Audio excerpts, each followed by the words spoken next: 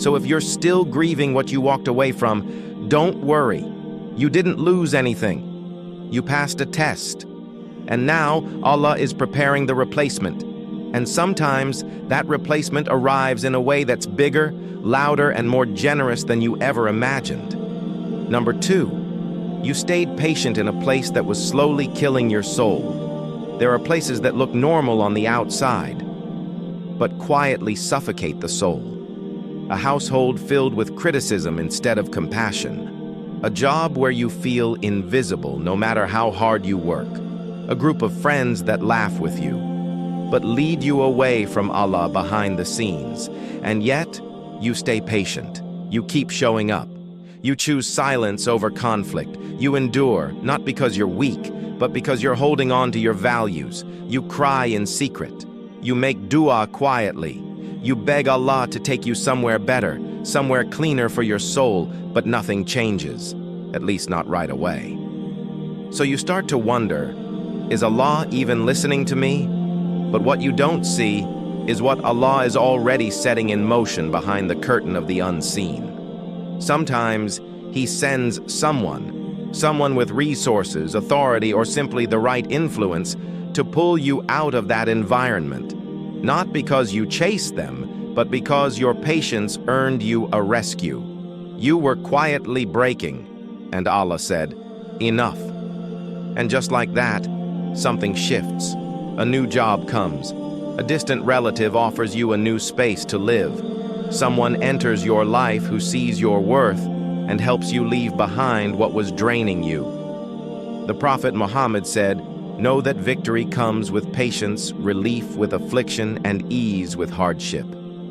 It's not a coincidence. It's qadr.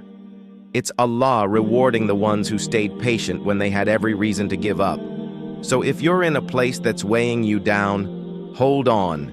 Your patience isn't being ignored, and maybe the reason you're still standing is because Allah is writing your relocation, and He's about to send someone to open the door.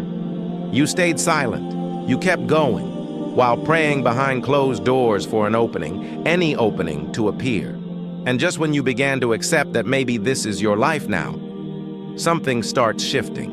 A new face enters your life, a stranger, a conversation, a sudden opportunity. And what you don't realize is that while you were being patient in the shadows, Allah was already writing something for you in the light.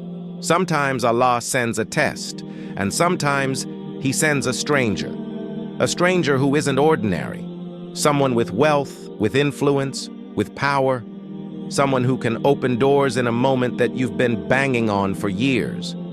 Not because you chased them, but because Allah sent them, as a response to the heart you kept pure when it would have been easier to give up. This video isn't about fantasies. It's not about wishful thinking. It's about the very real ways Allah intervenes in the lives of those who remain sincere, the believers who quietly pass tests no one else sees.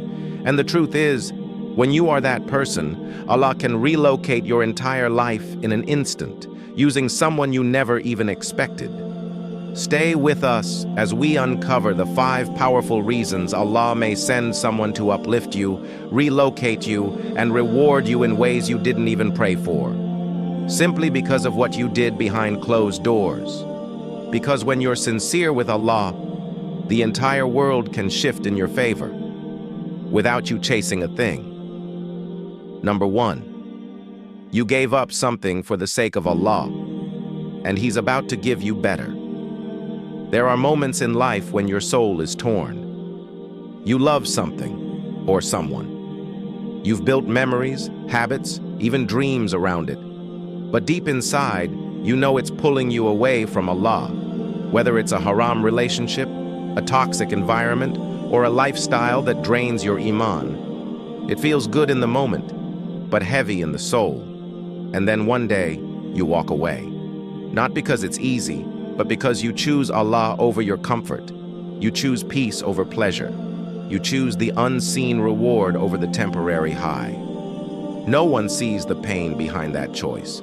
No one knows how many nights you cried, but Allah does. And what the world sees as a loss, Allah sees as an act of love. And here's where something powerful happens. When you give something up purely for Allah's sake, Allah replaces it, not just with anything, but with something better, something unexpected, sometimes through a wealthy stranger, a job opportunity you didn't apply for, a move to a new city that suddenly opens every door, a new environment where your soul finally breathes. The Prophet Muhammad said, "You will never leave something for the sake of Allah, except that Allah will replace it with something better." That's not just a hadith. It's a promise. And maybe that better isn't just in material things. Maybe it's in the way you feel lighter now, closer to Allah, more protected. Maybe it's in the way He sends someone into your life who recognizes your worth without you proving it.